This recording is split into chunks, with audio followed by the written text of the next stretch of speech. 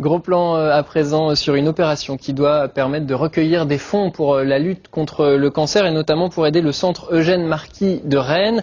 Une vingtaine de maillots ayant appartenu à de grands champions cyclistes vont être mis aux enchères. C'est une initiative du club cyclotouriste de Dinan et c'est le focus de cette édition. Il est signé Jean-Marc Seigné et Fabrice Leroy. Sur les routes du pays de Dinan, on croise parfois des cyclos pas comme les autres. Eux, leur moteur, c'est une cause, combattre le cancer à la force du mollet en multipliant les kilomètres et les initiatives pour soutenir notamment le centre Eugène Marquis de Rennes. J'ai été touché de très près par ma famille à ce fléau. Et donc, plutôt que de donner son temps et ses forces inutilement, autant le faire pour quelque chose de précis et d'utile. En seulement 2 années d'existence, cette équipe d'une dizaine de cyclos est parvenue à recueillir plus de 15 000 € de dons pour soutenir la recherche et le confort du malade.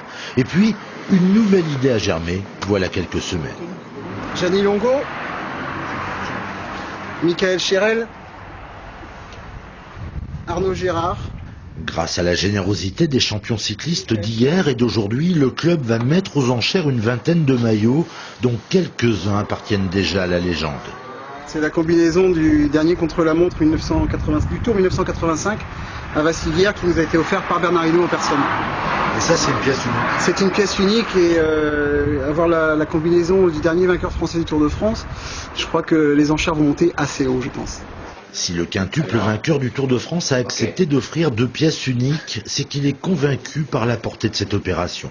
Moi j'ai cette chance, ma famille, mes enfants, on n'a pas eu de maladie, on n'a rien eu, mais il y en a d'autres qui en ont besoin. Et donc quand on peut donner ce petit coup de pouce, il faut savoir le faire. Et puis c'est près de chez nous.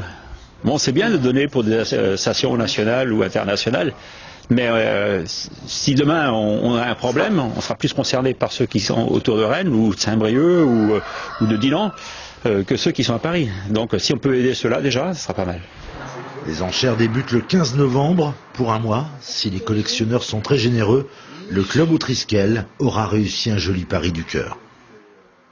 Comme chaque mardi, place à notre chronique Un lieu, une histoire et nous partons aujourd'hui à Redon en Ille-et-Vilaine. C'est dans cette ville qu'a été inventé par Arthur Berned le personnage de Belphégor, le célèbre fantôme du Louvre. Retour sur cette histoire avec Éric Pinault.